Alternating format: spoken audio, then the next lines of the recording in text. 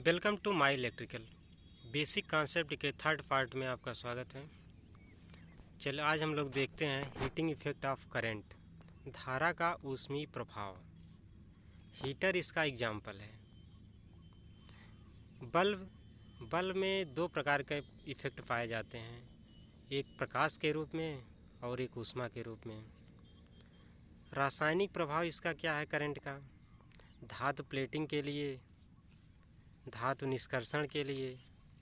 और चुंबकीय प्रभाव इसका, जब किसी कॉइल में करंट फ्लो होती है, प्रवाहित कराई जाती है, तो वह कॉइल चुंबक की भांति प्रयोग होने लगता है। Next, potential difference and EMF, विद्युत विभवांतर और वैद्युत वाहक बल। दोनों में कन्फ्यूजन बहुत ज़्यादा रहता है, पोटेंशियल डिफरेंस और ईएमएफ में, क्योंकि दोनों का मात्रक सेम होता है वोल्टेज। जबकि पोटेंशियल डिफरेंस विद्युत विभवांतर के कारण करंट फ्लो होती है, जबकि विद्युत वाहक बल विभवांतर पोटेंशियल डिफरेंस को मेंटेन करने का काम करता है। दोनों वोल्टेज में ही मेजर किए जाते हैं, लेकिन समान नहीं होते हैं। वैद्युत वाहक बल ईएमएफ कोई बल नहीं है, बल्कि यह एक्टिव सोर्स जैसे बैटरी के द्वारा चार्ज आवेश को एनर्जी सप्लाई करता है। Next, the conventional theory of current flows says that current flows, धारा प्रवाह के परंपरागत सिद्धांत के अनुसार प्रभावित होती है। किस परंपरागत सिद्धांत की दिशा में? धनात्मक से ऋणात्मक दिशा में, पॉजिटिव टू निगेटिव डायरेक्शन में परंपरागत सिद्धांत के अनुसार करंट फ्लो होती है। आइए यहाँ देखते हैं कि किस तरह से फ्लो होती है। कॉपर की एक स्ट्रिप है, इसमें बहुत सारे इलेक्ट्रॉन हैं, फ्री इलेक्ट्रॉन तितर बितर। जब इसमें वोल्टेज सोर्स लगाया जाता है किसी बैटरी के माध्यम से, तो फ्री इलेक्ट्रॉन्स एक निश्चित दिशा में पॉजिटिव टर्मिनल की दिशा में संरेखित हो जाते हैं और करंट निगेटिव से पॉजिटिव दिशा में फ्लो होने लगती है।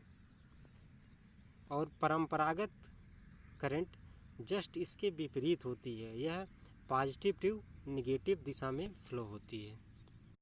Next, charge atom is called, आवेशित अणु कहलाता है आयन।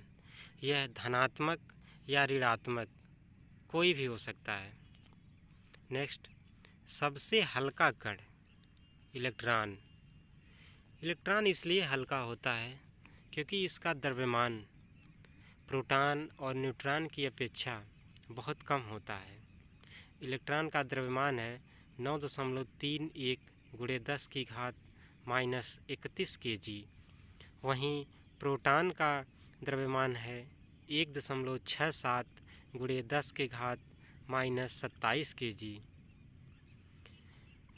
प्रोटॉन का द्रव्यमान इलेक्ट्रॉन के द्रव्यमान से 1840 गुना होता है।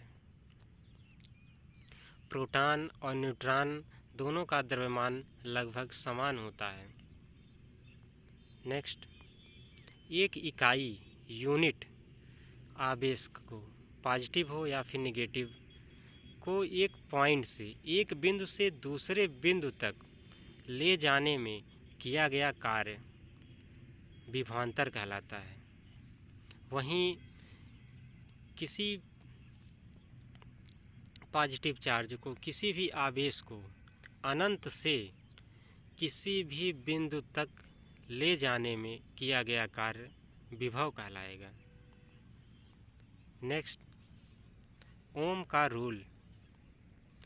ओम का नियम कहता है कि यह सेमीकंडक्टर अर्धचालक पर लागू नहीं होगा, जबकि यह एसी सर्किट, एसी परिपथ, हाई वोल्टेज पर यह लागू होता है। नेक्स्ट, ओम के अनुसार वोल्टेज और करंट के रिलेशन में ग्राफ दिखाया गया है। यहाँ पर करंट और वोल्टेज के बीच एक ग्राफ है। वोल्टेज और करंट का अनुपात हमेशा कांस्टेंट होना चाहिए। वोल्टेज बढ़ रहा है तो करंट का भी मान बढ़ना चाहिए। इसलिए वोल्टेज और करंट एक दूसरे के समानुपाती होते हैं। इनका कांस्टेंट जो मिलता है हमें, ये उस मटेरियल का रेजिस्टेंस कहलाता है। वैसे भी किसी भी मटेरियल का रेजिस्टेंस फिक्स्ड होता है जनरली।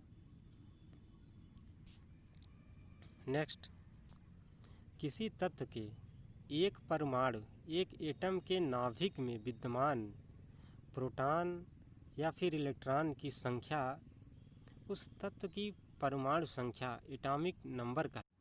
नेक्स्ट, प्रोटॉन और इलेक्ट्रॉन की संख्या को यदि हम जोड़ देते हैं तो यही हमारा उस तत्व का परमाणु भार या फिर इसे द्रव्यमान संख्या भी कहते हैं।